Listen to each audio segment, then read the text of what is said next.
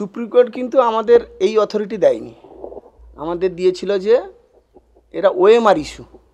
কিন্তু সরকার তারপর আমরা কিছু 2-1 বছর চাকরি করার পর যখন প্যানেল থেকে বাদ দিল, তারপর দেখলাম ঠিক 6 মাস তখনও দেয়নি। কিন্তু ওই রিসেন্ট যেটা পরীক্ষার দেওয়ার 7 দিন আগে আমাদের টেন্ডেড বলে এসএসসি আমাদের বলল, কিন্তু এখনও গ্রহণযোগ্যতা তা নিয়ে আমাদের প্রশ্ন আছে। আপনি কি টাকা পয়সা দিয়েছিলেন কাউকে? না, সেরকম কোনো আমার জানা নেই এখনও পর্যন্ত।